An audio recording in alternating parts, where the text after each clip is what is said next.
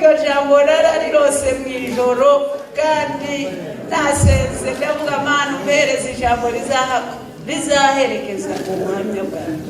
Imana iryo jambo ndagira ngo nta n'umunsi nari nigera kurisoma, ariko Imana mu Bami ba kabiri ibice 10 umurongo wa 15 kugeza ku 12 ntabwo ndisobanura, ariko ndashaka kuribagezaho kuko Imana yari impaye nijoro kandi ubwo hari nkabo. Reka abaza badusomera mu rurimi rwiza kumva rwose, mu Giswahili, mu Kinyarwanda cyangwa se mu indimi mpuzamahanga. Nasome muri Bibiliya y'Ikinyarwanda. Muri Bibiliya y'Ikinyarwanda Abami ba kabiri ibice 10 umurongo wa 15 havuze ngo avuye aho ahura na Yehonadabu mwene Rekabu aje kumusanganira, aramuramutsa aramubaza ati umutima wawe uratunganye nk'uko uwanje utunganiye uwawe? Yehonadabu aramusubiza ati uratunganye. Nawe ati niba utunganye mpa ukuboko kwawe. Arakumuha, aherako aramuriza amushira mu igare rye. 16 aravuga ati nuko tujyane urebe ishyaka ndwanira Uwiteka. Nuko amujyana mu igare rye. 17 ageze i Samariya atsemba abari basigaye bose mu bantu ba Ahabu bari i Samariya, kugeza aho yabarimburiye nk'uko Uwiteka yabwiye Eliya. 18 bukeye Yehu ateranya abantu bose arababwira ati Ahabu yakoreye Bali buhoro, ariko Yehu azamukorera cyane. Amen. 19 nuko nimumuhamagarire nonaha abahanuzi ba Bali bose n'abamuramya bose n'abatanzi be bose, ntihagire n'umwe ubura, kuko nenda gutambira Bali igitambo gikomeye. Uzabura wese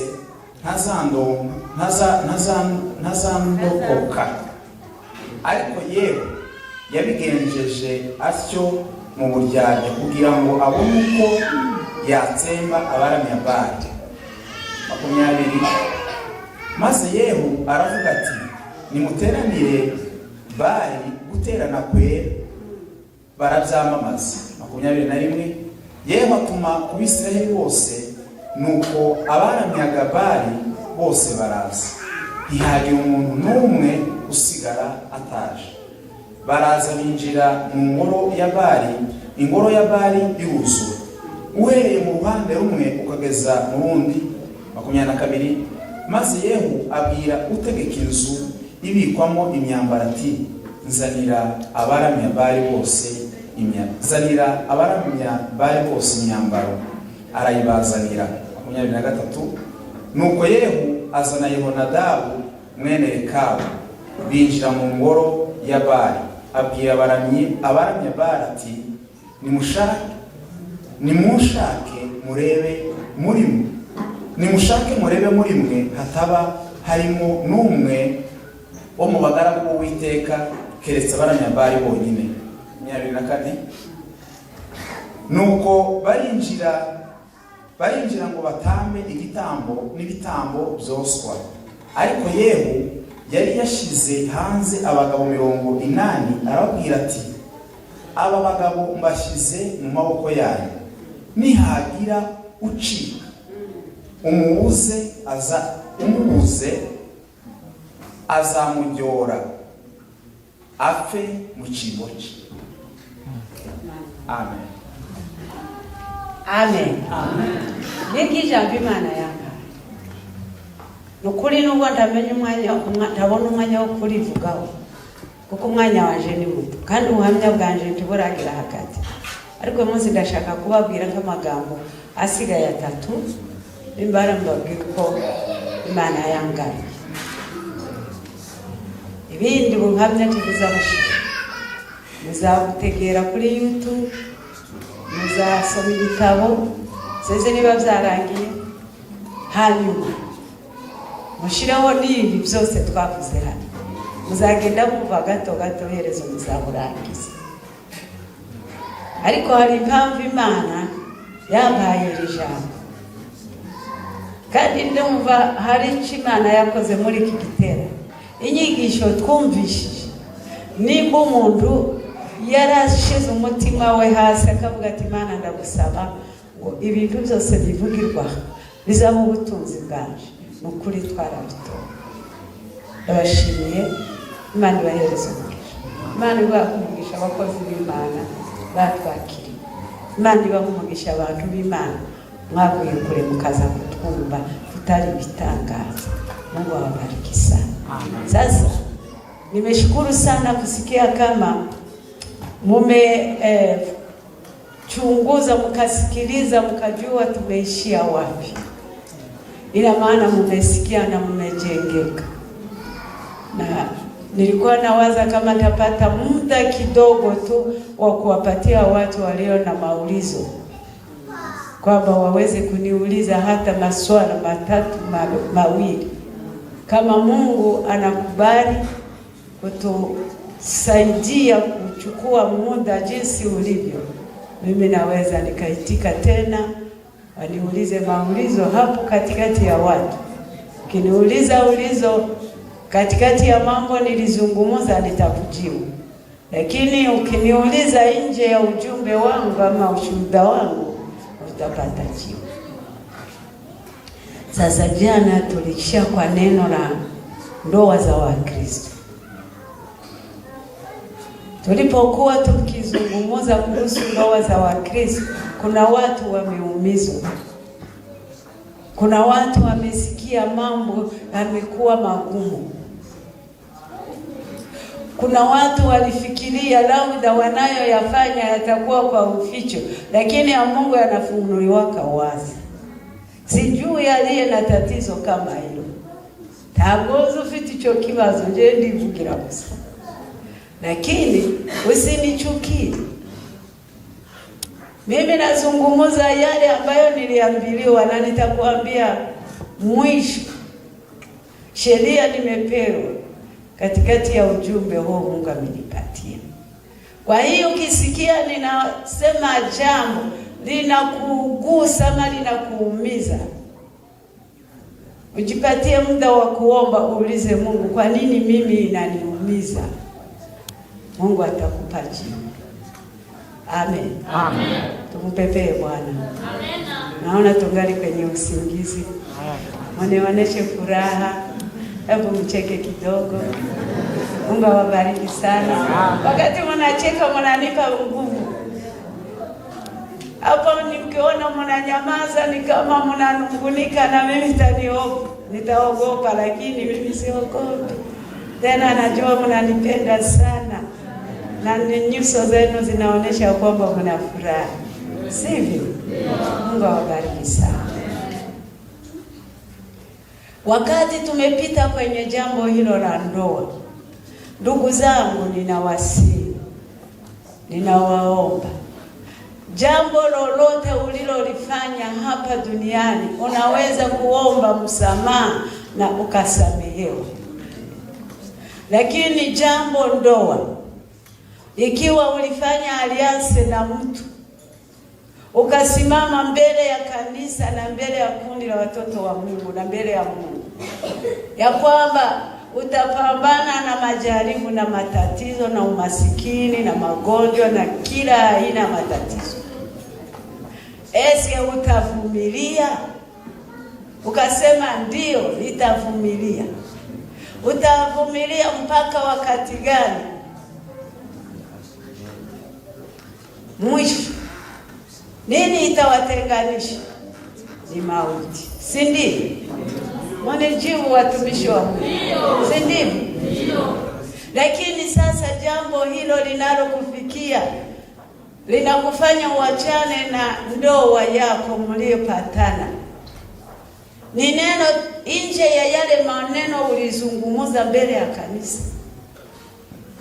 ugonjwa umo, umaskini umo, kila aina ya tatizo inaweza kuharibu nyumba yako imo, lakini ukasema hakuna kitu kitakachonitenganisha naye mpaka mauti.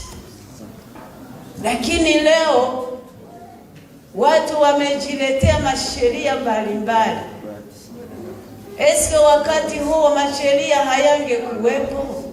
Hatujaona mtu anasema kama itakuwa hivi mimi nitatoka ndani. Wote tupo pale. Mungu akusaidie. Rahisisha mambo yako ungali hapa duniani. Na watumishi wa Mungu nawaambia kweli, mimi kanisani mwetu nawaambiaka, kama tatizo la mume na mke ambao wanataka kuachana ama wameachana, mimi sitaingia ndani kufanya kudiskite, kwa sababu mimi waliniambia ni kama kuku kumeza ng'ombe. Mazungumzo ya wapasteri wanavyojadiliana kuhusu ndoa za Wakristo, kama wameshindana wao kwa wao, mubaachi na msiingie katika kikundi cha kuweza kuowesha mtu mara mbili. Ni dhambi. Na sio kosa ya kuweza kuwaombea msamaha. Ni aliasi. Msamaha wako ni mpaka urudishe bibi yako ama urudie kwa bwana wako. Hakuna jambo lingine. Bila hivyo watu wengine watachukua dhambi za watu wengine. Muzikorera imitwaro y'abandi kuko kugira ngo munezereze abantu. Mungu awabariki. Amen. Tangia hiyo siku nampenda Mungu. Leo nashatswe n'umugabo wanje muri 67 kugeza n'ubu. Turasaza. Sinjewe njyenyine hari n'abandi. Ariko vijana wa leo muombe Mungu sana. Nakupenda sana, unanifuata kabisa. Amen. Amen. Iyo Bible umundandeba cyane nzagira ngo ni wayumva kutabara. Hadi nimebarikiwa sana na wewe. Moyo wote. Amen. Amen. Mungu awabariki sana. Amen. Kisha kunieleza mambo kuhusu ndoa za Wakristo. Nilizungumza jana, mmenisikia. Kama kuna mtu ana tatizo, kwa kumaliza nitampatia muda kidogo tu apate kuniuliza ulizo.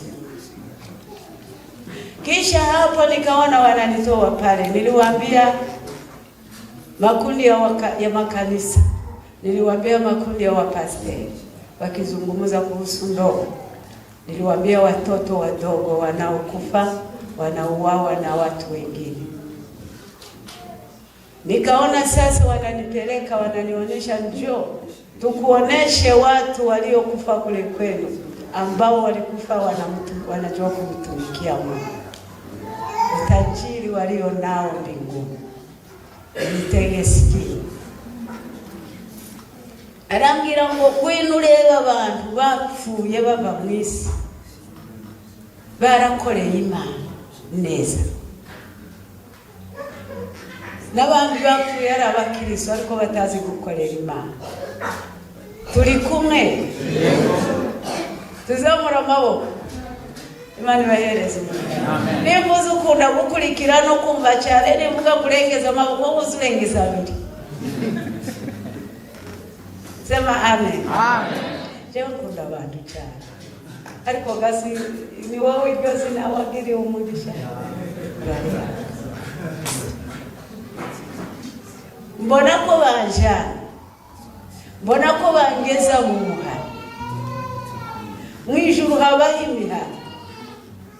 Mwijuru kuna mambo makubwa ambayo mtashituka wakati mtakapoyaona. Biblia ni neno la Mungu 100%. Mambo yote mnasomaka katika Biblia yapo. Niende kuona, nikaona mji mzuri sana, manyumba mazuri, manyumba yenye kujengwa vya ajabu. Naweza kujiuliza, manyumba mbinguni? Bwana Yesu alisema nyumbani mwa Baba mna makao mengi. Ina maana manyumba yapo. Nuzazusinziruzu havuka uhagarare hariya ku kibambazi turagira muri protokoli. Ntabwo twemenye ibyakubaye, ariko kumva uri kurasinzira hakuje hariya uhagarare neza, turakwita protokoli. Nitumenye ikibazo wahuye nacyo namba wowe useni wowe. Amen. Yo, nikaona manyumba mazuri vya ndugu zao, mkarichea mzuri sana. Kule kuna miti, kule kuna jardin, kuna mambo lakini tofauti na mambo ya hapa. Nikaona wananifikisha kwenye mlango ya nyumba. Nilifikiri nyumba ni nzuri nje, lakini nilipoangalia ndani ilikuwa mambo. Nikaona nyumba nzuri imejengwa vya ajabu. Ni hadi jambo l'Imana rivuga ngo muzanyubakira inzuki. Ndevye ndatangara, nikashanga nyumba nzuri. Niangalie ndani, nikaona nyumba ina vitu siwezi kuambia. Harimo ubutunzi bukomeye kandi bupanze neza. Ibintu bipanze neza muri yanzu kuva hejuru kugera hasi. Vitu vinang'aa kama vile diamant. Wingi siwezi kukuambia, na uzuri wake na jinsi inavyopangwa. Niangalie, nikaona mtu anakaa ndani ya ile nyumba. Umuntu yicaye ku giti cyiza cyane. Yari yicaye, igiti kikaza kimuzungurutsa, akazazunguruka burya anezere. Nikamuuliza, hizi nyumba nzuri namna hii na zinajengwa vizuri, zinajaa vitu kuanzia chini mpaka juu, ni nyumba gani? Waliniambia nyumba hii namna tutakwambia sisi, hatutakwambia, muulize huyo mwenye anakaa ndani. Tupo pamoja? Nilikuwa sijamuuliza bado, ariko watangira kumbwira. Arambwira ngo iyi nzu ubona ngo naje sinzi ukuntu nayubatse, ariko nageze muri iyi nzu barambwira ngo ngiyi nzu yawe ngubu n'ubutunzi bwawe. Ndabaza ngo si iyi nzu nayubatse giheke, nashizemo n'ibi bintu giheke. Namna gani nilijenga nyumba hii na kujaza vitu ndani wakati gani? Ngo barambwira ngo igihe wari hariya mwisi, ngo nico gihe wiyubakiye Yesu. Igihe wakiriye Yesu nk'umukiza n'umucunguzi, nico gihe wiyubakiye Yesu. Ngo igihe waza gukorera Imana, ugakora imirimo yose. Arambwira ngo maze kwakira ijambo ry'Imana, nazaga korera Imana, ngo ntabwo nigeze n'ibicacu ko muranyu. N'ubutumwa garaje kubashikiriza, bamwe ko babikiriza abandi bagaceceka. Abaceceka n'ubwo baba ntacyo baza batanga. Iyo bavuga ikintu uko ruzaho ego kugira sema amen. Amen. Ngo bandikishije ijambo ry'Imana, ngo nareza gatanga icyacu, nta munsi nigeze n'ibimana. Ngo sinigeze nja mu nzu y'Imana amaboko adafite ikintu. Ngo nafashije abakene, nafashije imfubyi n'abapaka. Ngo kandi nazaga sura abafungwa, ngo kaja no gusengera abarwayi ku bitaro. Arambwira ngo nujuje amakondisiyo yose ijambo ry'Imana ryavugaga. Ngo bukeye ndaza, ngo maze kugera hano mbona ko banyinjiza muri inzu, ngo barambwira ngo ni yawe, ngo n'ubutunzi bwawe. Bijya byose waza gukora mu isi ukorera Imana, ngo ngubu ubutunzi bwawe bwawicara neza. Twaba tuhaye twumva twokomera Umwami Yesu.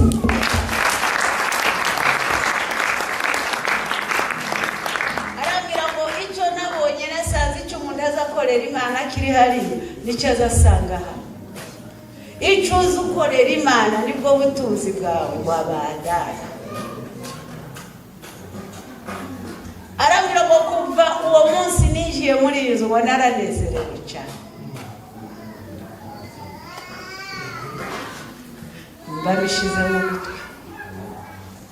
Mbona ko bansohora banjana mu nzu ya kabiri. Nsanga n'inzu nziza yubatse neza neza kayayindi. Ariko itandukaniro nsanga ya nzu yuzuye umucyo. Urabona aya matara, kaza mbona amatara afite amarangi menshi meza, kandi yatangaga umucyo muri yanjye, agahindura amarangi byiza cyane. Ariko ngiye kureba asanga umuntu wari muri iyo nzu, inzu yari gusa icyarimo n'umucyo kandi w'amatara y'uburyo bwose, kurereye kila aina. Ariko ngo ndebe muri ya nzu mbona nta kintu kirimo na kimwe, habe n'intebe yo kwicaraho ndaho yari. Uwo muntu yari ahagaze yifashe gutya. Ndabaza none iyi nzu ko ari nziza, ikaba irimo umuco, ikaba isa na iriya nzu yindi nasanze ifite byose, ni kubera iki uyu muntu yifashe kwitama nk'ubabaye? Barambwira ngo mubaze wenyine akubwira. Nari ntaramubaza, ntawe nigeze mbaza, bose bahoze bambwira. Ba mama mwaraye ku kazi vraiment, murwo murasinzira biteye isoni. Nimuhaguruke. Nemutinda ndababwira maze cyangwa gutungeho. Guhaguruka ntibiteye isoni. Imana ibahereze umugisha. Kandi uko ni mu bacuma bararakara, nicyo kibazo cya Satani. Amen. Amen. Turi kumwe mama? Imana ibahereze. Amen. Wa muntu arambwira ngo kubona ni muri iyi nzu, ngo igihe nakiriye ijambo ry'Imana ntabwo nigeze nsubira inyuma, nakunze Imana n'umutima wanjye, ntabwo nongeye gukora ibyaha. Nakundaga gusenga bikomeye. Iyo habaga veye n'abagu wa mbere, iyo habaga reterete nije wabagu wa mbere. Ikintu cyose cyerekeye gusenga igihe abandi bose bananiwe nabaga ndi mu bana. Ariko ikintu cyari cyarananiwe, sinarizi gukorera Imana. Munisikilize vizuri, ni ujumbe.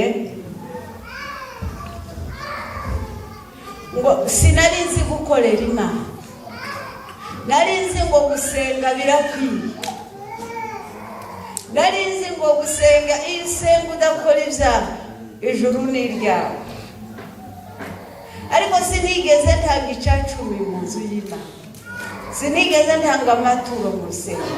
Ibyo byose navugaga ko ari iby'abapasiteri. Mbese nta n'umuntu nigeze mfasha, ariko numvaga ko icyo umutima wanjye, icyo Imana ikeneye ari umutima wanjye, kandi icyo nicyo nitayeho gukora. Ngeze hano nsanga ibintu birahindutse, kuko nari umukristo banyubakiye inzu.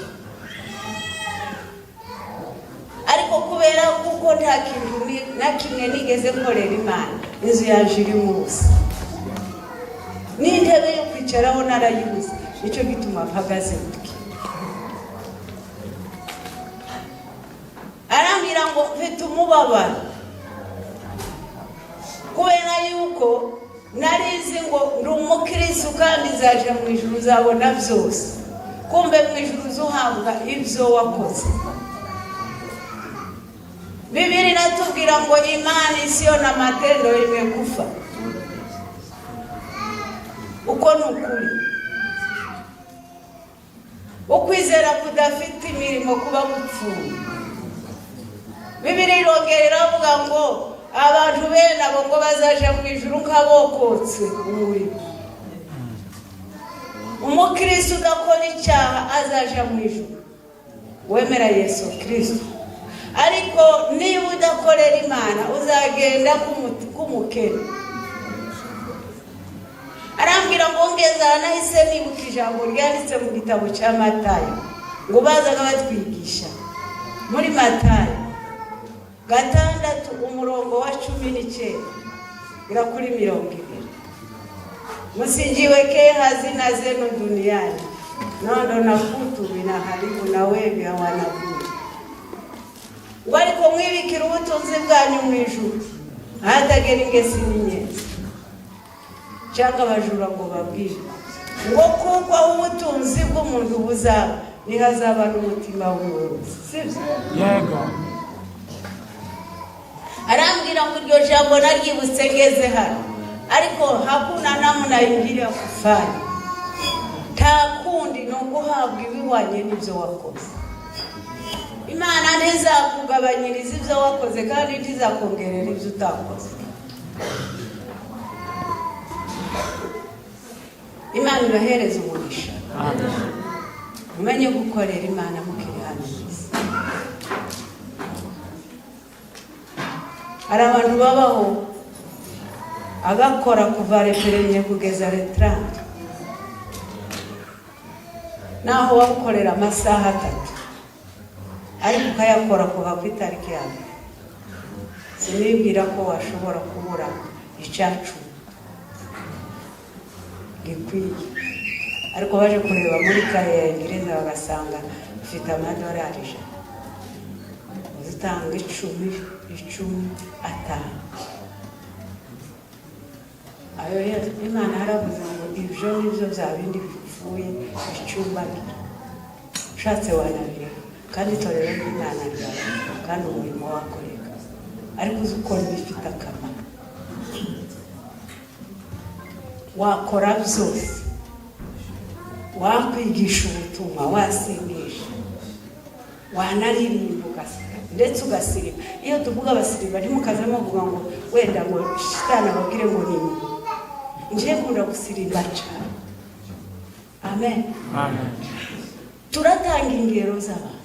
Ariko kuvuga ngo ukore mu mufuko wawe uzane icyacumi gikwiye. Nimba ukorera 3,000 ku kwezi 2 utanga amadolari angahe ukwezi 200. Byarakunaniye ni nk'umusozi ko kwimurira inzira ku mutwe. Ariko urakunda kuja mu ijuru. Hari umunsi uzarira n'ukuri uzicuza. Urakora ibintu ugakorera amafaranga agasigara ry'abandi ukagenda n'ubukene bwawe kubera kutumvira ijambo ry'Imana. Mukorera Imana mugifite umwana. Icyacumi cy'umukristo nyawe nicyo kiza kimushuhudiya hano mu isi.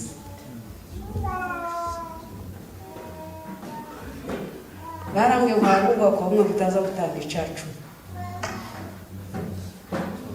Sinzi niba kuri cyangwa atakuri. Icacu ngo hari kera, ariko Yesu yitanze icacu. Izo nyigisho zigomba gukubitwa hasi mu izina rya Yesu. Abafite uburenganzira bwo kwigisha basomye Bibiliya bakaja kuri teori mugaherageze mwigishe itorero ry'Imana murishire ku murongo.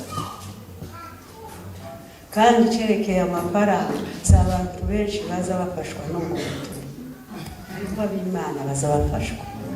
Tuzamura icyubahiro cy'Imana. Yesu Kristo abamugisha.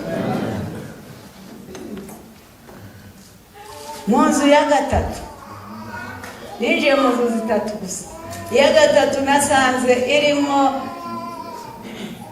ibintu ariko yarimo umwijima, nta kintu na kimwe nigeze mbona, nazo mbona byiza tu.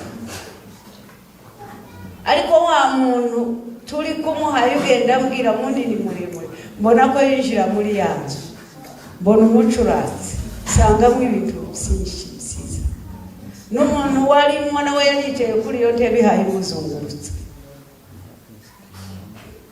ariko nawe yifashe uti. ndavuga niki kandi arambwira ngo mubwira kubwira, arambwira ngo naje kiri hariya mu isi wacu ngo nigishijwe ubutumwa ndakizwa, nari umutunzi, nari mfite byose, mfata ubutunzi bwaje nkoreshereza Imana, nasuye abakene, nafashije abapfakazi, nagaburiye imfubyi, nta munsi nigeze niba icyacumi cyanje imbere y'Imana. ariko ikintu kimwe cyari cyarananiye, sinabonaga umwanya wo kuja gusenga. iminsi yanje yose nakundaga gukora, kandi gukora kwanje nari nzi ko nshobora gukora nkaronka, namara kuronka nkajana mu nzu y'Imana. ico gusa ngumva ko ari amina. ariko ngeze hano nsanga birya byose nazaga nkorera Imana banyubakiye, ngo bamare bazana ubutunzi bwaje bwose bashiramo. ariko kubera ko ntazaga nsenga, nsanga inzu yanje iba mu mwijima, mba mu nzu yuzuye ubutunzi ariko sinza mbubona, niko umuntu waburi impumyi uri mu isi utazibiyire. ariko ngo kubona ubutunzi bungana gutya mbaho, ariko ntabubona ngo bwishime, birambabaje. bivuga ngo nta mwanya nagiraga wo gusenga. iyo dusenga nico gihe tuzana umuco mu nzu zacu. igihe abandi bajaga mu maveye nico gihe caje cyo kuryama.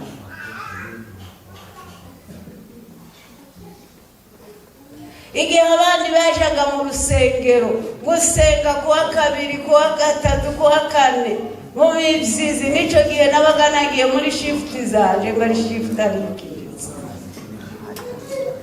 nta mwanya nagiraga wo kuja imbere y'Imana. ngeze hano nsanga birya nazaga nkorera byose banyubakiye inzu, ngo barangize bafata bya bintu byose babishiramo. reba ubutunzi bungana gutya, ariko sinza mbubona kubera ubwije gusenga.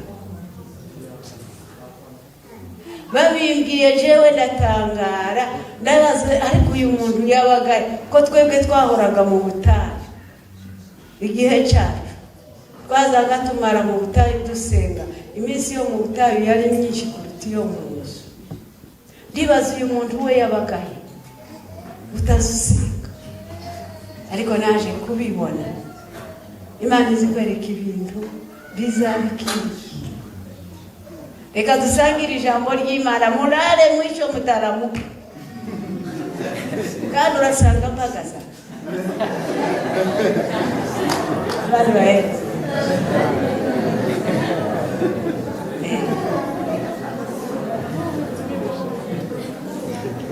Imana yanyeretse ibyo bintu, ntugire ngo ni none, ntugire ngo ni ibihimbano.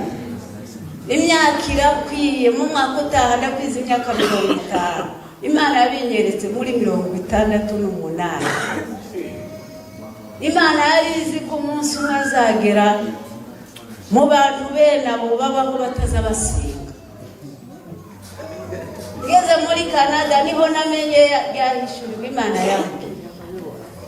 abantu baza bakora repreme bakageza retraite, bakagira amashifte kuva kwa kugeza na dimanche. hari abandi baza bataza basenga no mu myanya no kugeza dimanche, bakabura umwanya wo kuza gusenga, bakaja gukora kugira ngo shift imwe gusikurenga amadolari 20 akurengane, ukaboneka aho wapfushije mwene. birababaje n'ubuti. hari umunsi umwe muzabirira yo ndavuga abandi barya Imana azagenyereka batazabasenga mu nzu zabo haba umwijima. Umuntu ashobora kubaho ari umukristo akaburira Imana umwanya ari imutije igihe. Ese ubwo buzima Imana yabuhagarika wasubira ukabona ayo mwanya kubirika? Ureke gusa no kukujana ukagira nk'ikibazo bacika ukuboko. Ese waje muri ayo mashifti cyangwa ukuguru ntiwabikireba cyo gusabiriza? Ariko igihe Imana ikiguhaye umwanya ntawe ugira wo kuja mu kazi ngo ugira n'umwanya wo kuza kuyigarurira icyubahiro. Turashize. Imana ibaha umugisha.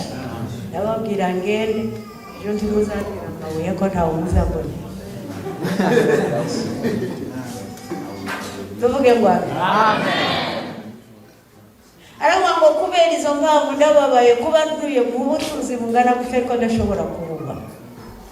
Igituma yarabibonye nuko wa muntu munini muremure yijiyemo umucuraka. Bibiliya iravuga ngo tuzakenera amatara kuko Yesu azaba ari umuco wacu. Imana ibahereze. Ariko rero Bibiliya iravuga ngo nitumara kugera mu ijuru abakoreye Imana mu kuri no mu gukiranuka, Yesu azababwira ngo nimuze hano cyane naje babashire mu kuboko kw'iburyo ababwire ngo mwarakoreye. Yesu azamukana ayo n'amashifti wabitoye shift. Yesu we shift ntiwabarigisa. Ugiye ukavuga uti jewe nzakora iminsi 5 wa gatandatu n'uwo guhimbaza Imana yaje n'ukuri kose bawubivuze, ariko kubera irari ry'amafaranga no kubivuga byo umutwaro kuri wowe. Yesu amen. Iwacu hari umusore wavuze mu rusengero aravuga ngo sinzakora dimanche nibiba kunsubizayo muri Canada, bakangura muri Canada bakansubiza muri Afrika, nditeguye kwikorera igikapu cyanje. Ariko sinzakora imirimo muri Canada dimanche ngo nanirwe kuja guhimbaza Imana. Iyo tuza kuzana yari kubibabwira. Kuva uwo munsi ahagiye gusaba akazi azabaha iyo kondisiyo kandi bakaba bayemera vuba. Haba kuba ufite intego kanaka Imana ibahereze. Ibintu bidafite intego ntaho bizabigera. Uzahera mu mashifti ukora wikorera isinzi byuzukwa, kandi uzagera igihe uruha unubwe. Ibyo Imana ntizabiguhera umugisha kubera uzaba wananiwe, ariko nubireka ku bwa Kristo kugira ngo uze guhimbaza Imana yawe, Imana izabiguhera umugisha. Iryo mwisho ndabaza none se ko nabonye inzu z'abantu kaba mbona inzu nziza jewe yaje iri hehe? Cyo ni ikibazo nabaje. Arambwira ngo ukuye n'inzu nta n'ikibanza kiri mu buzima. Cyo ni cyo gisubizo. Ngo habe n'ikibanza kitagira inzu ndacu ufite. Ayo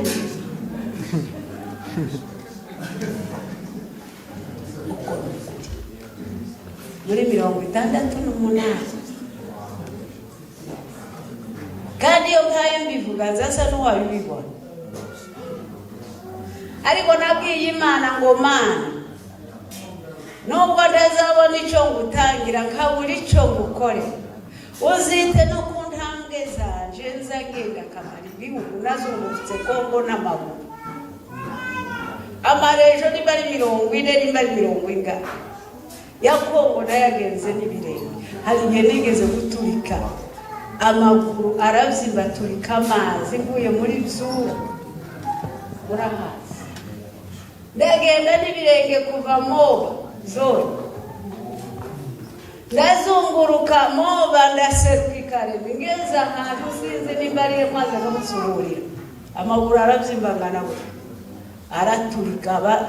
Abashumba bahoze bancundira amavuta mu nkongoro bakazungagiza amavuta akava. Musaza wawe banyubakira igikari cyo kwicaramo ndashobora kugenda amaguru ndavuga ngo Mana uzibukize intambwe zanje nanjye umunsi umwe nzasanga akazi kandi ubu ndababwira ukuri intego yanje ni ukuvuga ngo korera Imana. Bibiliya ivuga ngo bazazana abandi kuri Yesu ngo bazambikwe ikamba ryaka nk'inyenyeri. Sema amina. Haleluya. Ubwo mubona bamaze kwakira iryo jambo bakarifata bakarikurikira hari intego bafite. Uyu munsi sinshobora kwemera ngo ntazi ufite icyo gihe nayo narifite nari ntaratangira gukorera Imana, ariko ubu zambwira abantu kuko jewe zaba ministre wa affaires étrangères kubera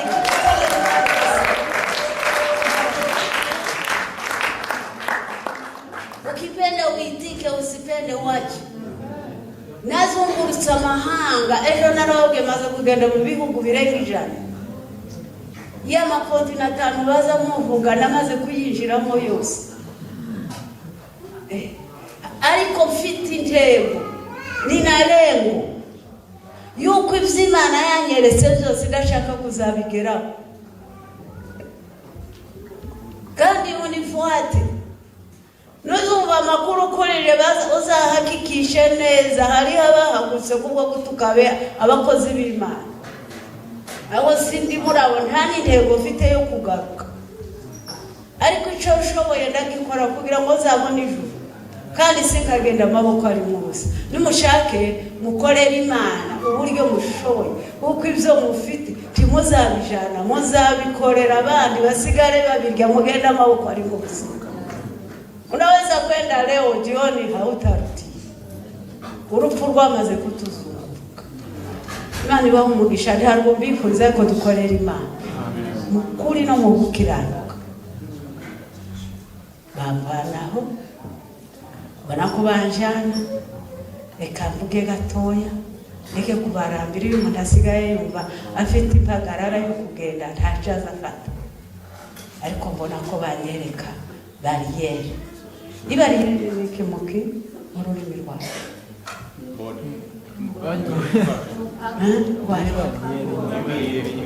ibariyeri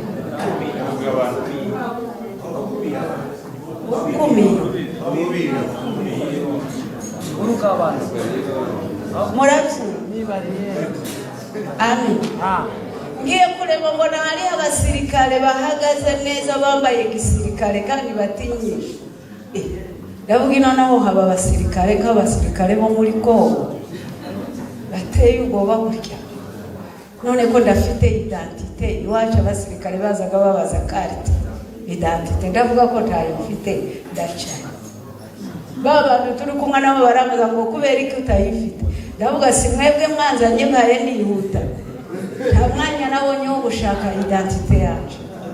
Barambwira ngo oke ngo kubera twe twakuzanye turabutamusa ntaco bakubaza, ariko niba waje rwose ukaba wimutse uvuye hari iwawe ukaza uhaye ugomba kuba ufite identite. Naratambutse iyo bariyeri ngera ku mabariyeri 20. Barambwira ngo buri bariyeri ngomba kukubaza identite yayo, kandi uyibuze ni ikibazo. Reka ntambuke gusa ayo mabariyeri 20 n'amategeko 10 y'Imana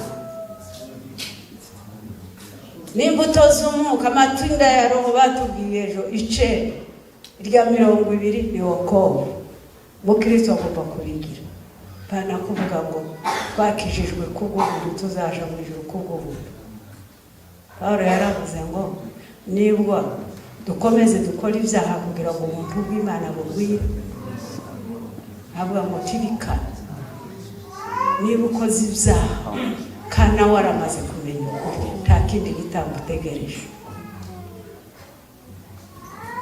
Imana ibahereze umugisha.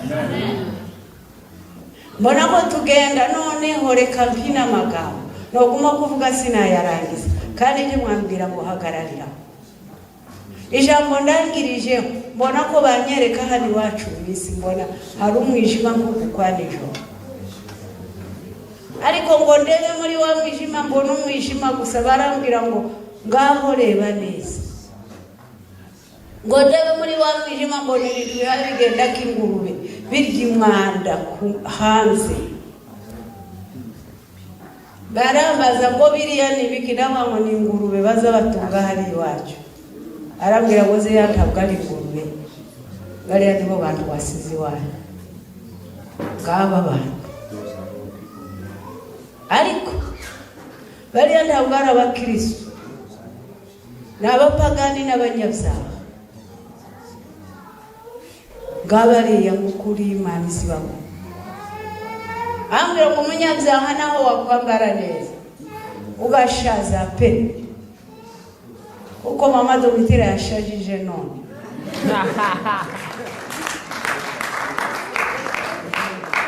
Amina. Hallelujah.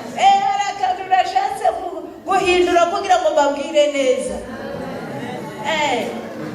Ile example nziza cyane. Najitengeneza vizuri na kuwa mzuri na kashapo naweka. Sema kweli mama Domitira ni mtaalamu wa kuvaa.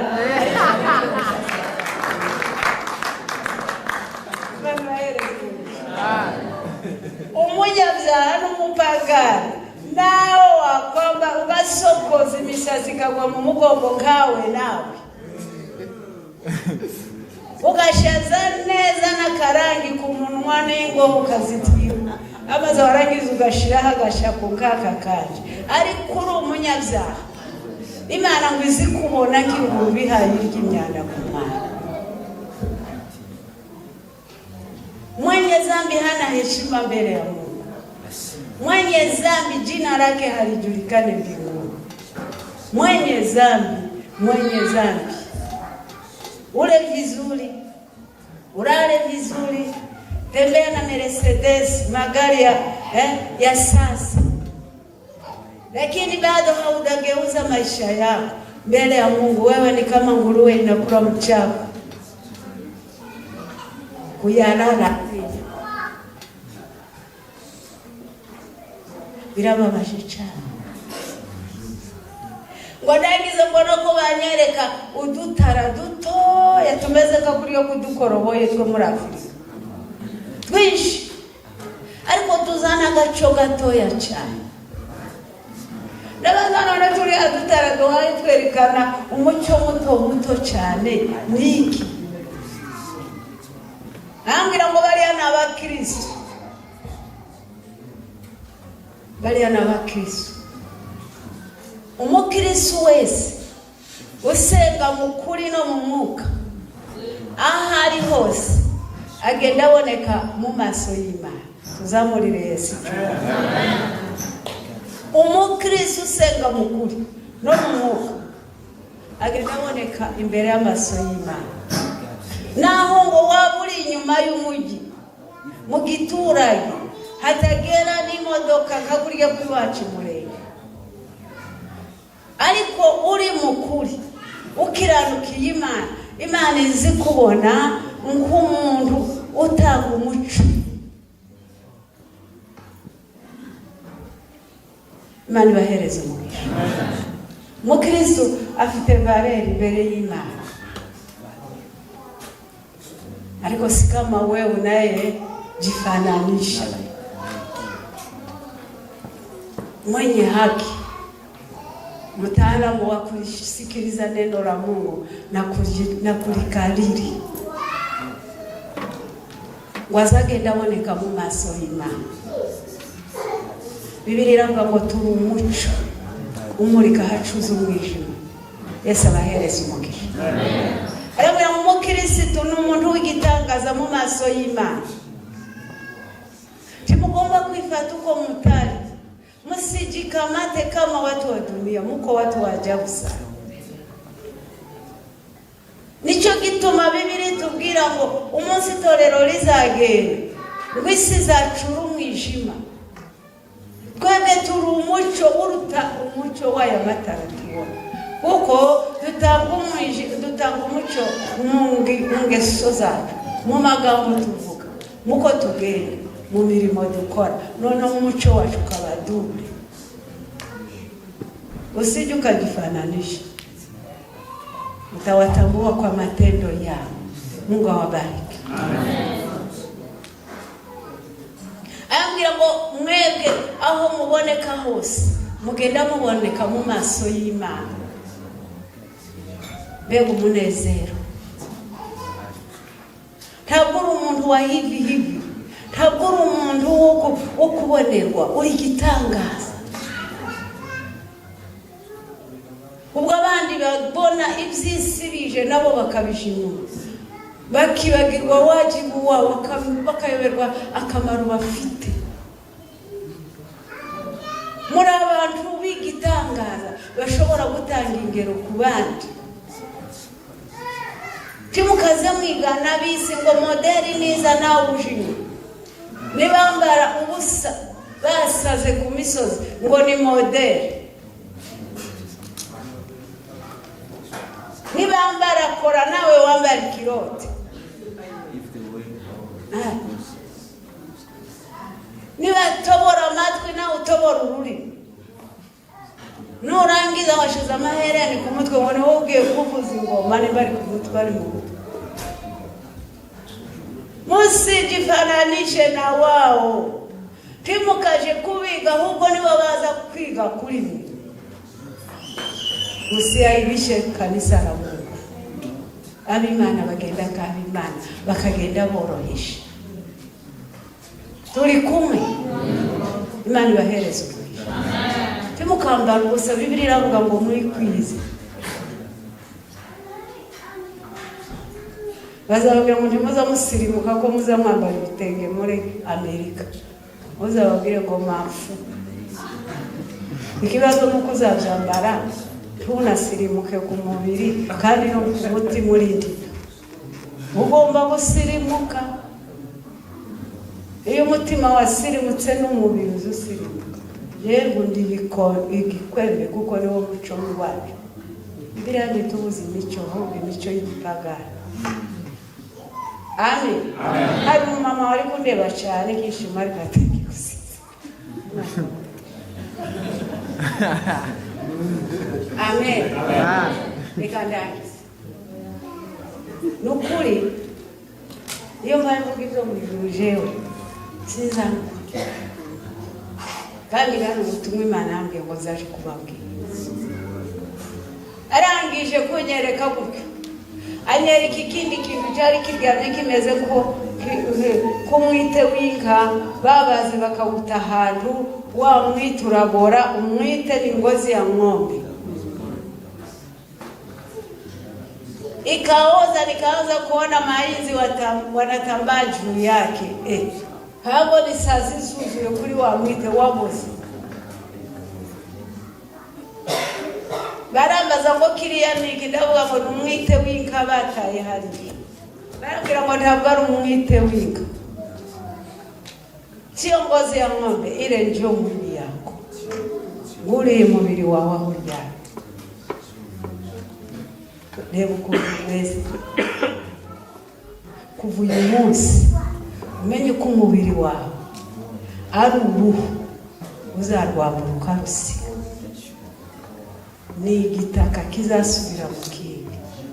Aho kunezereza umubiri uzunezereza umuti, kuko umubiri uzosubira aho wavuye ariko umwuka uzosubira iyo wavuye. Ibintu bibi, furahisha mwili ama ufurahishe roho. Maana roho itarudi ilikotoka, lakini mwili utarudi nao mahali ulikotokea. Chuya kiranyishe naje ndashokoje neza kubera nari narinze. Sakweri ranyuma. Imana ibahereze umugisha. Arambwira rebe aho ryari. Uri gitaka kizasubira mu kindi. Arangije wa muntu munini muremure bari kuvugisha, arambwira ngo urumva isahirageze yo gusubira, ariko hari ibyo nasize. Nusoma igitabo cyangwa ugakurikira TV ukumva ntibijanye, tuvuge ngo narabeshe naho niho ngaruki wa muntu arambwira ngo reka rero nkubwire ubu nyine ugiye gusubirayo nakubwira amagambo atatu.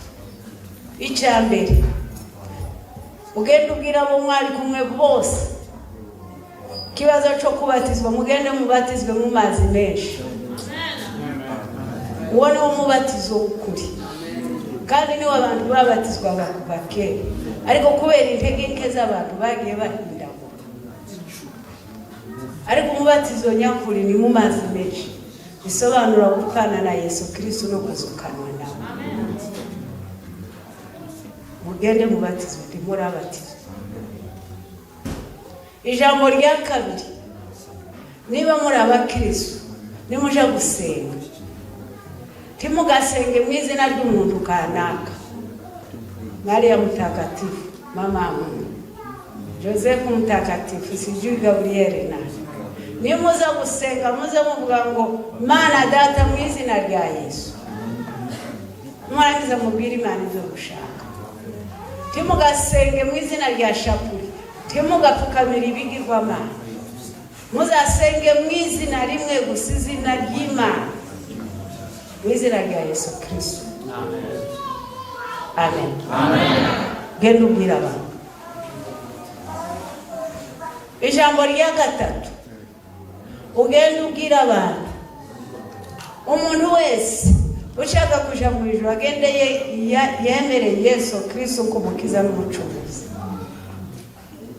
Nukora ibyo uzaba uri mu nzira kandi ijuru uzaribona. Nurangiza ukurikire Bibiliya kuko ijambo ry'Imana utagabanyije na gato utongereye na gato. Icyongeyeho amagambo yose twakweretse ntuzagabanye na gato kandi ntuzongere na gato. Niba navuze intoki uzuvuga intoki, nimvuga urutoki uzuvuga urutoki, tukongera kandi tukagabanya. Warabwiza bwira aba bantu babiri bajanye ngo ni mumufate mumusubize. Barafata ndavuga ngo niba rukunyica mu nyica si shobora kwemera gusubira muri uriya muntu. Barambwira ngo basubira ndavuga singere tutaona.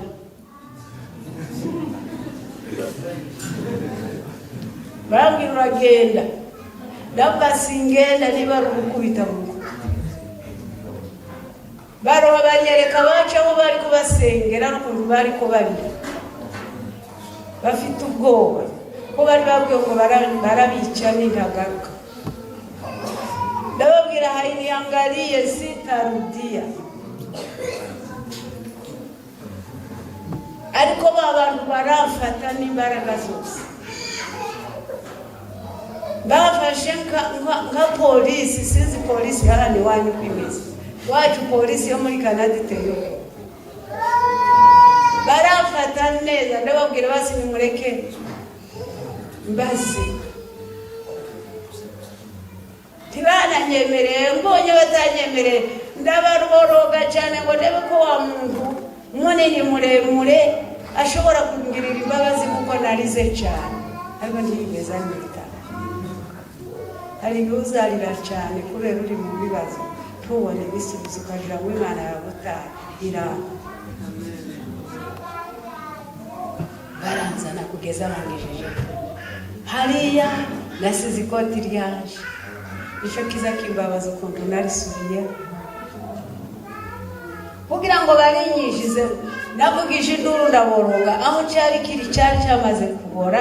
Kumwite wanyagiwe, isazi ziriho, imyo ziriho, ibintu biteye ubwoba kugira ngo bafate bashogeke muri cya kintu.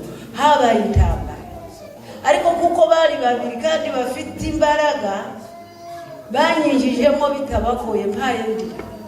Narambuye amaso mpaye mboroga navugije induru. Abantu bari bataye namaze kunuka biyicariye hanze nta muntu n'umwe nasanze. Ikintu cyanteye ubwoba cyambere ni ukubona urunyo ruva ku muntu rugahanuka hasi rukagenda.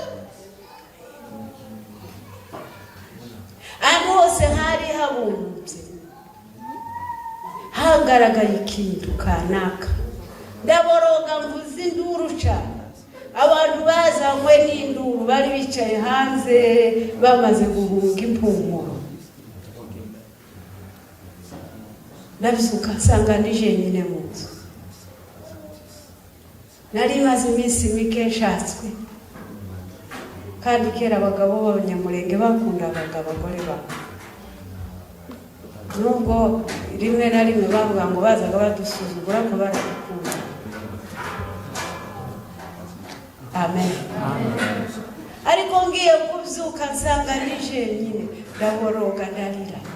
Mbona abantu baza bava hanze. Ndibaza kubera ikiba nababuze niki cyabaye. Niyo kubona mbona umugabo araje ahara yihungura aha yaseka yo. Mbona abantu baza bishimye hari dimanche mu gitondo. Ndavuga niki cyabaye, niki cyatumye mbabuke. Barambwira kuba warapfuye maze iminsi 4. Napfuye ndi mu ishamba twaragiye gusenga bikorera umutumba wanje. Bangarura mu rugo nsanga ndaryamye mu nzu, naragiye ngendera mu ishamba ariko bisanga mu nzu. Ndabaza niki cyabaye, bati twikoreye intumbi yawe turakuzana. Ko niko Imana yadutegetse. Gituba mutampamze bati Imana yaranze. Matubwiye ngo tukurike uzagaruka. Niyo yakujanye niza kugaruka.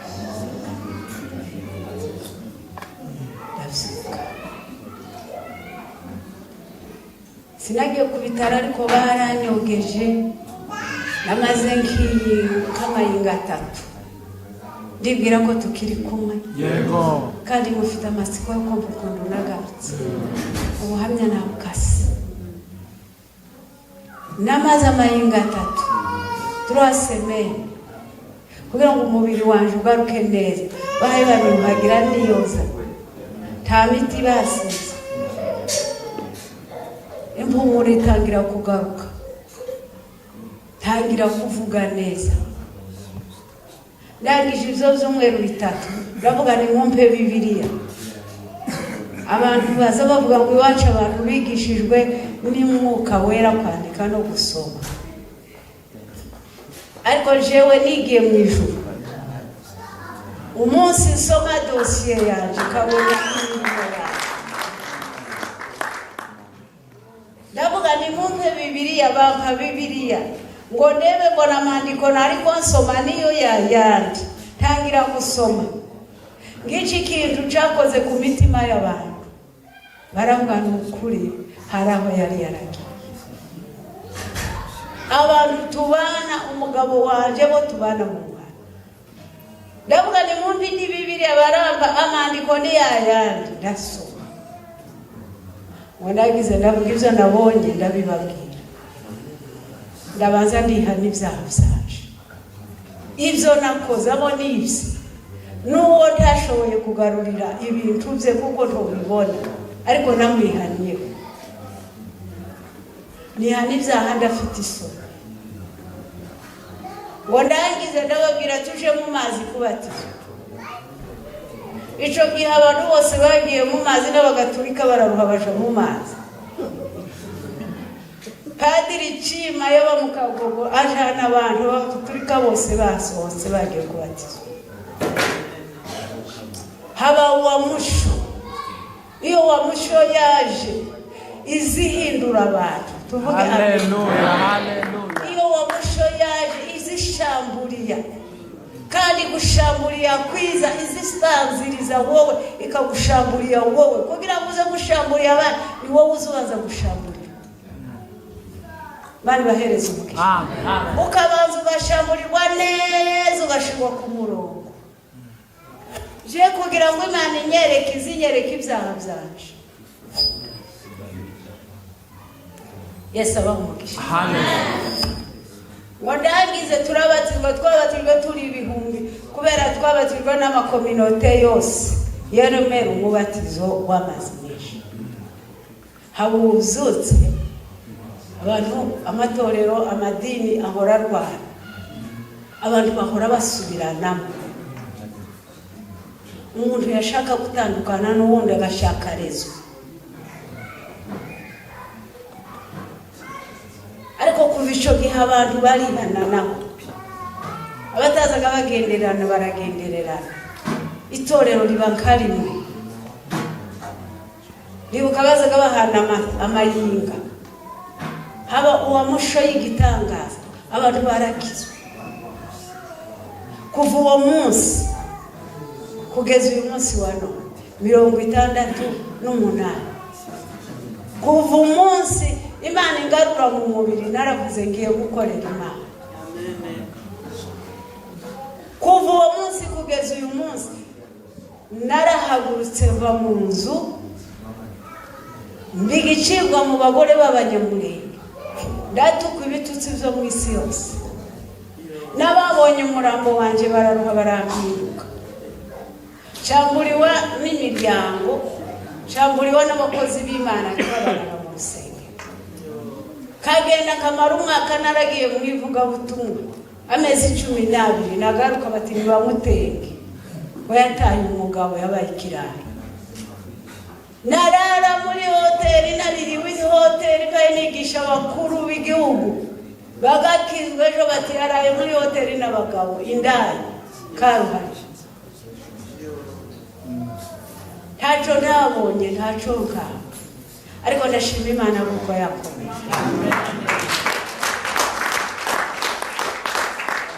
Kugeza n'igihe bagiriye igikunda abakozi b'Imana bavuga ngo bantenge kubera ndimo gusiga umugabo kamara imezi 18, nawe muvyaha icyo kibazo kizaba icanje. Ngeraho numva ko nukuri ngomba kubivamo. Nico gihe mwumvishije Imana yanshanyira, ndapasuka mugahuna. Twarabanaga Monika n'umugabo n'uwarukira umwana awacu, twabaga mu Gasama kwa Ruhame bari haruguru yacu. Bose baraje n'abagatulika, isongera ngo yari umugatulika na Semanura, maze kuba gusadukira. Abapagani baraza, abagatulika baraza, baravuga ngo ibindi biki kandi bibaye. Babamagarira umuganga wabaga mu Bijombo ngo ni Semuto, umugabo w'abashombo, araza ngo ashike ngo arebe igikomera, aravuga tibishoboka nimufata umuntu mu mujane mu bitaro by'Ubuvira. Abantu barakorana bava mu Kagogo, mu Kanyaga, mu Gahuna, muri Nyakadego kwigishirwa niba ari kwigishirwa. Abantu barenze 70 baraza bahambira ibitoyo baranikorera. Nanze ngo kuko ibibazo byabaye Imana sizasubira guhaguruka mu ngende kuzageza ukuye ibi bibazo, sinshaka kuzagenda bayindi. Jana umuntu azabana imbugiti cyayi hari karamba iyimbeza no w'inkobiri cyatse bayibona. Baranyikorera baranjana bangejeje ku cyaro. Mbona ko umuntu azarambira ngo uri kurarira, banyikoreye ntabona. Iyo mugita yakoze inda yajiraturika, amaraso arakwira ava mu nzagera hanze. Baraza bafata imyenda yose barafa. Ico Semuto yakoze yanshize amabara. Baraje geze mu nzira wa muntu araza, amare kugera warabaza ngo ese uri kurarizwa niki, ko mbona isi yose yahagurutse kukujana kwa muganga, niki bazakora kugira ngo ukire.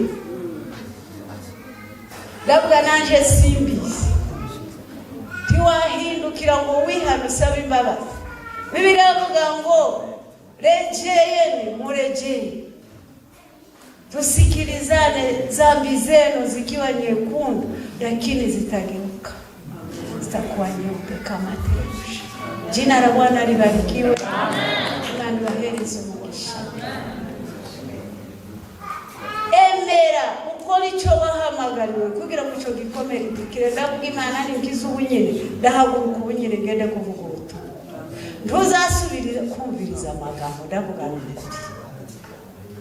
Mbona ko wa muntu azarankanda yakaze gatatu mu nda yaje, gatatu gafite isobanuro. Warangiza arambwira babwire bamushire hasi biva ku gipondo, ariko sinemeye, ndaceceka sinemeye ko nakize. Ariko arambwira ngo nibasubira gutera intambwe zitatu bakwikoreye iyo nda ndasubira nyishwanyaguze, amara yawe azaza agenda kubura umukungugu ku nzira. Muzinduru ndavuga nimushire hasi, navuga ngo nimushire hasi bakarushaho kwiruka. Baba ngo burije barashaka kugenda bahuruke za Nyarubira bamanuke za Gafinda hakibona. Umunsi wo kugendererwa ntuzabumenya ndi. Sema amen. Hallelujah. Ayi. Echa mukabunya ubushobozi muri Yesu. Ubwo nyine ndarira nimo shira hasi ko nari mbonye igisure cy'Uwiteka. Bashira hasi arambwira babwire ntibamubonaga ariko je naramubonaga. Babwire bakukure hiyo myenda yose. Ndababwira bati nimo mwikorere burije. Ariko umushumba pasiteri yitwaga Luka Gatware w'Abanyabyizi, zamvuga n'amazi. N'uwitwaga Mwarimu Mahoro w'Abasegeri, n'Abagatulika twari kumwe, n'abasaza bawe twari kumwe.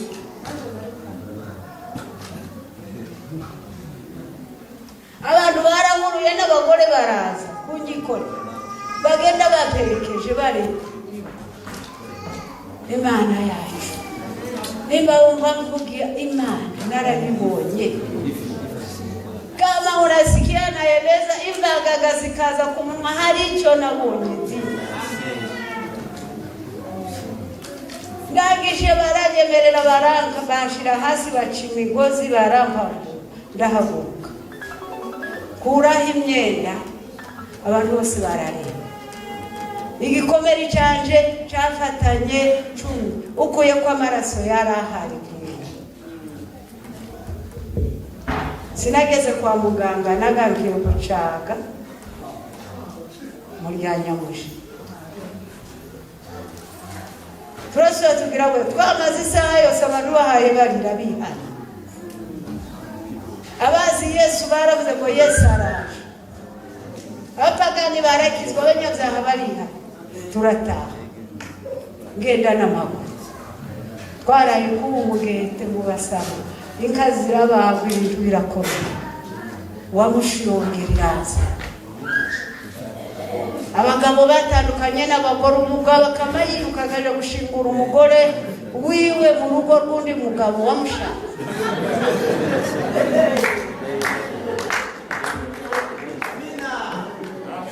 Nguko kw'Imana izikora. Tuvuge ngo amen. Amen. Umugore wataye umugabo wagiye gushaka ahandi, akiruka akabwira umugabo ati nsubiye ku mugabo wanje sigara n'abana bawe. Mambo yakawa mchanganyiko. Iyi Imana yaje nta discussion zibaho kandi. Ubwo mubona twaheze mu madiscussion abantu bakavuga bani ntibumve nuko umwuka Imana itarakora igitangaza. Kandi igitangaza bizabigendana n'abizeye. Imana bahereza umugisha. Munacheza nijyo hamujyaona. Mubasama wari umuhana w'abapfakazi n'abagabo basigaye bakibari barishwe n'abamurera basigaye bacura abagore bose. Uwo munsi abagabo barasohoka mu mago y'abapfakazi. Imana irakora. Amen. Yesu abahereza umugisha. Amen. Ndabona badukinguriye sinzi mwanya wacu nimba warahiye tutara. Imana ibahereza umugisha. Je ngunda kuvuga tukarangiza twese tukagenda. Kuva uwo munsi sirasuye kumva ijwi ry'umuntu, sirasuye kumva abantu bavuga, kandi abantu bose bamvuye imbere. Hari muri 74 naratangiye muri 68 kuva uwo munsi fata udutishira mu matwi yaje ndavuga nta mwana w'umuntu uzosubira kungaba. Kuva uwo munsi ndahaguruka kugeza none.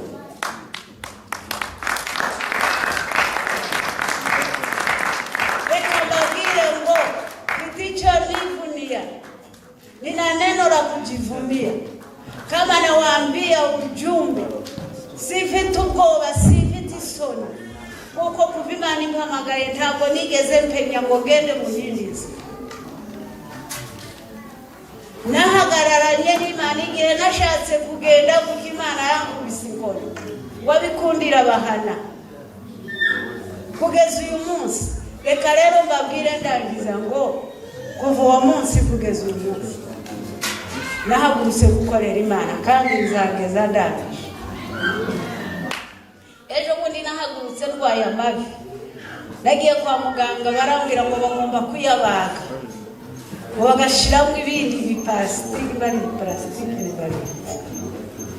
Ariko nabifite gahunda yo kujana ubutumwa, yo kuza hano muri gahunda ya pasiteri. Nabifite gahunda yo kuja muri Haiti itariki 11 y'ukwezi gutaha. Narifite gahunda yo kuja muri Sweden mu kwezi k'umunani. Narifite gahunda yo kuja muri Australia. Ndavuga ngo izo zabaza birangije mbone kuja ku gitanda bambaye. Ariko hamwe n'ibyo Imana izava kugenda. None ndahagaze.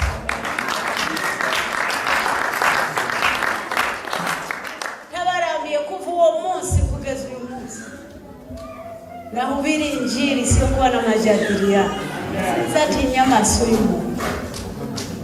Imana bahereza umugisha. Tuvuge amen. Amen. Jenda kunda abantu cyane. Iyo mbaye mbabwira n'abakanukiye n'abateje ubwo bazanumva imbabazi. Yabugana wapenda.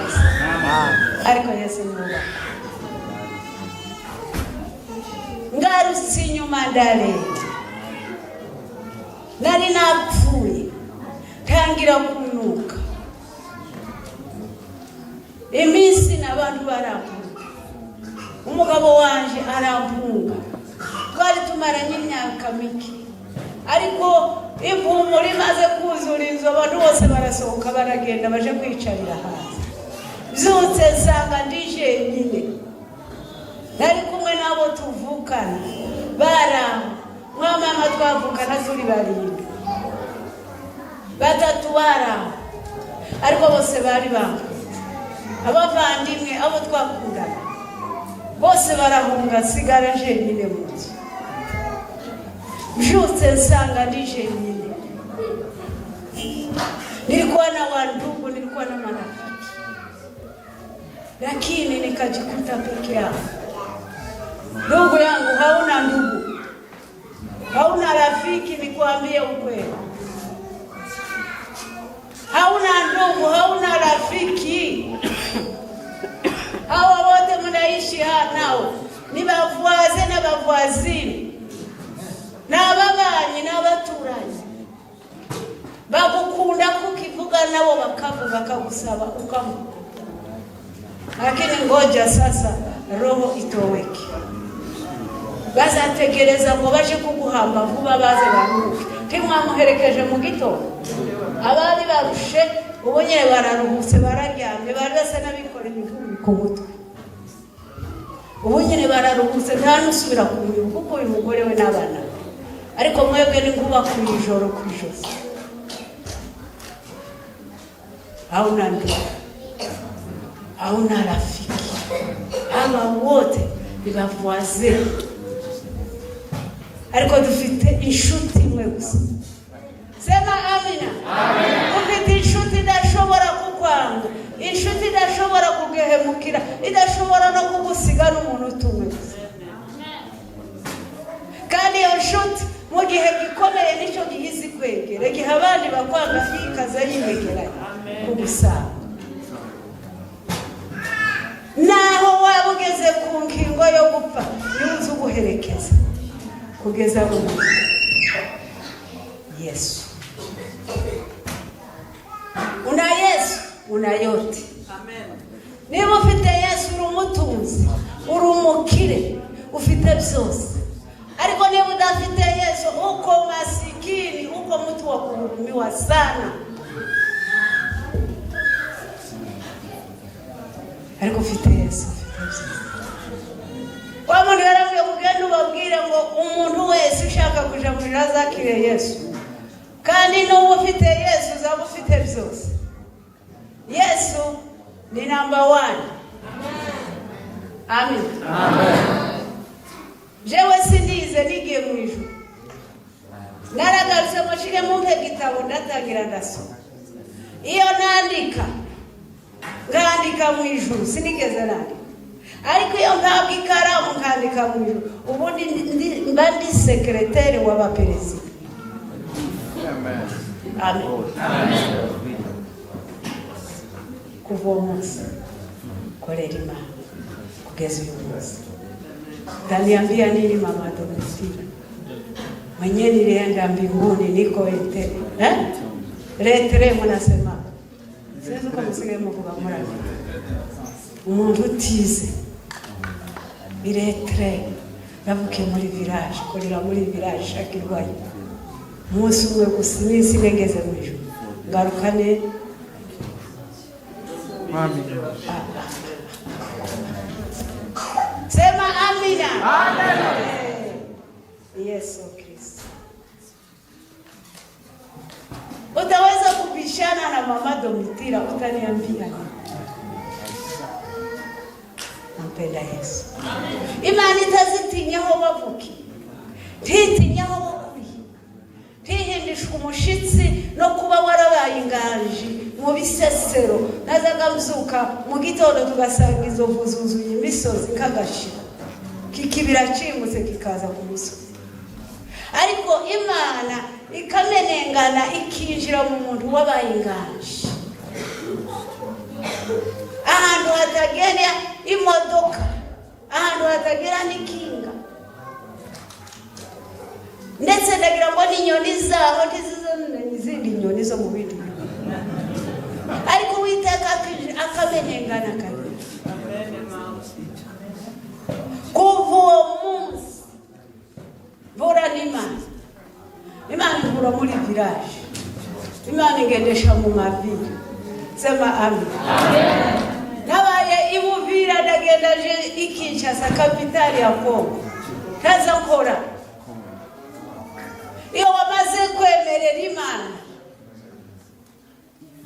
Mose ngo yabwiye Imana ngo n'Imana arakugize umugisha noneho mbwira n'imigambo ufite. Imana iramubwira ngo nicyo nacyo ndagikora. Aravuga ngo amaze kumva ko Imana yemeye, aravuga ngo ngaho ga mbwira n'izina ryawe. Arayibwira ngo ndiho. Aravuga ngo noneho ndashaka no kukubona. Aravuga tusabye igikomeye tuzabona n'amaso yawe ngubeho, ariko nziyaraje mpagarare ku gisate cy'amabuye. Igihe uzaba mpaye ntambuka uzandeba mwirugu, sibyo? Imana iriyaraje ati nubwo bivuga ko atazambona n'amaso ngwabe, ariko nziyaraje uhagarare ku gisate cy'amabuye. Uwo ni Yesu, urutare rutanyeganyega. Hallelujah. Sema amina. Hallelujah. Hallelujah. Yesu we.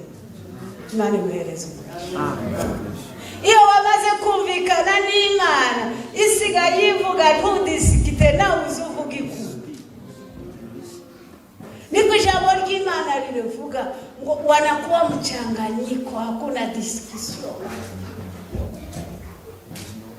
Ngo baba mu nzu y'Imana bakayiringira. Imana ikabizera nabo bakayizera. Abo ngo baza bagendana n'Imana, batarama bagataramana nayo, aho baraye bakararana nayo. Ngo bagera mu bikombe by'abakazumye byasimituto ngo bakahindura amasoko. Ngabo urinde mura. Imana bahereza umugisha. Darangije. Ariko reka kubwira, hari icyo Imana yakuzaniye hano. Hari icyo Imana ishaka. iki wazanye muri Amerika ni kuzagaburira abana bawe gusa mwamara kurya mumaze kuhaga muhaye munywa amata y'inkabaso batoroye mukarya imigati ba mama batatetse mwamara guhaga mukaryama mugasinzira bwaca mwaja ku kazi mugasanga konte yuzuye amanyamerika mutigeze mwaje kuvuga ngo muri Amerika hari amashitani amademo aza dukuramo umwuka twavanye muri Afurika amademo ari muri mu Afrika waza gusenga ugahura n'Imana ariko uyu munsi uri kuvuga ngo muri Afurika ngo twahuraga n'Imana twarasengaga tukereka tugahanura ibitangazo tugakora hano twari wumishijwe amademo yo gukunda ifaranga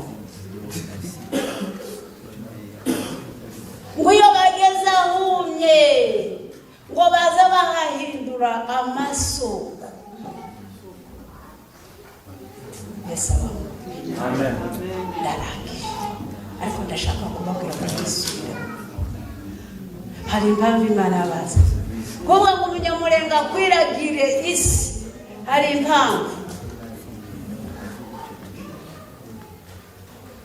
menye icyo Imana yakuzanira abandi mwazutse mu ndumba bari bose baje nuko rutabandi ariko hari icyo Imana kundi uyu mumama cyane aho ngiye hose tuzaduhura mama Ngerina ese abumugisha mwaguruke dukorere Imana tureke Petero ujana wetu tungali bado na nguvu iyo muhaye muririmba musirimba musinyanza rumwe kabura yo hawasote lakini wanaokoa wakati wao hanyuma kunda gusirimba mutakibishoboye muzaninyeganyeza kananirwa no kwinyeganyeza ngove hasi kuko umwanya warande ariko mwe mufite umwanya musirimba ariko biba mu muti muri mukuri muri mu mwuka mugendera kuri gahunda numvira abavyeyi numvica ayobozi bashaka kuri bone mwe rugero kandi muzaba itorero rya mwe muzaba abayobozi ni mutumvira abavyeyi muzayobora nawe mani bahereze kuva uwo munsi kugeza ngo ndaje mu ijuru niba ushaka tuje mu ijuru niba udashaka birakureba ariko nawe utazagenda ijuru tirizarira ngubwo papa Mose yanze ja alikata mbinguni wawe na matanga haitakamilika ba Esteri ba Ana twende mbinguni msipoenda mbingu imekwisha kujaa na wengine tuko njiani harabashaka guhindura ubuzima bwawe kuva uwo munsi ngarutse natangiye gusoma kugeza none Imana yanguye mu villageoise ikangira intellectuel Yesu we ninakupenda sana. Amina. Amen. Utanipeleka wapi? Sagaruke mwisi ngukurikira. I know. Sema amen. Amen. Nawaza mnanipenda sana. Yego. Amaliza. Ariko tuje mwisho. Nimba yo magambo yose hari cyamukoze. Ukumva ko hari intambwe utaragera. Ukumva ko hari urwego utarageraho. Ukumva ko wibeshe kuko wibwiraga ko wageze ahantu. Ariko uyu munsi unasema leo hii nataka kuamua. Ndashaka gufata intego yanje. Ndashaka guhindura. Nigeuze mwelekeo leo jioni ya leo. Nyorosha mkono wako. Mani kuhereza. Simama. Tugeuze. Abumva ko bashaka guhindura rwose bagahindura akavuga ati jewe nta kindi cyo mfasha ataruko napfukama munsi y'ibirenge by'Uwiteka akagwa mu birenge bye aze apfukame turamusengera tibivuga ko ari we munyabyaha kuruta abandi ariko n'uwaciye bugufi kuruta abandi bose je naba wowe nanapfukama kuko harasa neza ntabwo imyenda yawe yandura ntabwo waba urinde ariko ukavuga ngo ndashaka guca munsi y'ibirenge by'Uwiteka. Piga magoti tuombe Mungu. Tupfukame twese. Hari impamvu, hari icyo waba utarageze b'Imana ishaka kugeraho muri mugoroba wawe. Hari ubwo waza mu nzu y'Imana ariko ukaba warananiwe no gutanga icyakubereye umutwaro imbere y'Imana. Uyu munsi ubwe uyu munsi wa none nambatanye n'Imana n'ibyanje byose. Tugiye gusenga. Imana ibahereze umugisha. Hari abantu nabicaye. Piga magoti, haujawa mwaminifu. Mungu anataka ubadilike na ubadilishe, sio kupiga magoti tu kama ni kulia ulie. Angalia dosia yako mnaandikwa nini? Mandracha umugambanyi, urumunyeshari. Biteka byose urumvisha ngo Imana Imana kimwe kwigura. Umunsi umwana agiye kwigisha ngeze ahantu babishoko barapfukama, abandi baje mu mazi barabatizwa, baravuga ngo nazaga nigisha abantu kababwira ko amazi ari amazi, baje mu mazi bose n'abatije babishoko batandatu hano hirya muri Washington America. Kubaha guca bugufi icyo Imana idushaka. Naje uhaye mbabwira ngo bagupfukama munsi y'ibirenge by'Uwiteka. Agiye dukwisha ku Imana. Reka tuzabura amajwi yacu dusenge. Niburi rurire ufite impamvu yo kurira, turebe uwanyu ko yapfukamye, turebe uwanyu ko ameze. Ragura ibiganza byawe ubwira Imana icyo ushaka muri uyu mugoroba wa none. Nuwo kwizerwa kandi aranakora. Mana yacu iri mu ijuru, duhagaze munsi y'ibirenge byawe duciye bugufi n'ubwoko bwawe. Itorero ryawe muri uyu mugoroba wa none turamanutse dupfukamishije amavi yacu n'ay'umubiri mu izina rya Yesu Kristo. Turagusaba uyu mugoroba, umugoroba wo kugendererwa, uyu mugoroba wo kwaraja nawe, uyu mugoroba udukureho ibyo twikoreye.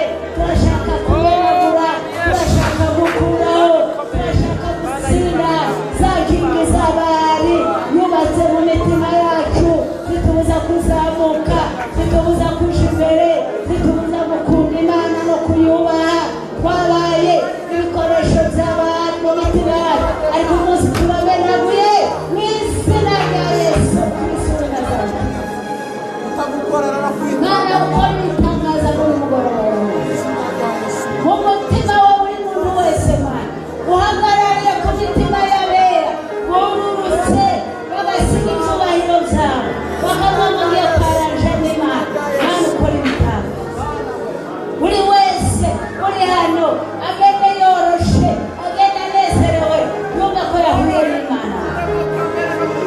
Aho Satani yoba yari yadupfunyitse kugira ngo tugende twibaza, tugende turi. Amaraso ya Yesu Kristo akore kuri buri wese. Muzamure ibiganza byanyu. Uwiteka Mana yacu iri mu ijuru, ndagushimiye ndaguhimbaje Mana wowe ukoze ibitangaza. Oranda kasheka bamu uteze kibekwe uteze pole shamba kayaba uzirike hapa. Fanya kazi ndani ya mioyo ya watoto. Tayarisha kanisa lako Bwana. Ona kasheka bamu wala muzamuzalisha kashakira uzakikura musaza kuba wala usati azama azali nyaka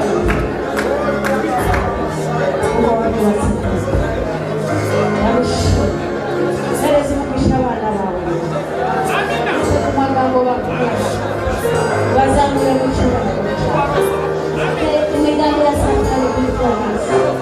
Uyu mugoroba wana umuntu wese yumve yashaka rya leo yagize ngo gusa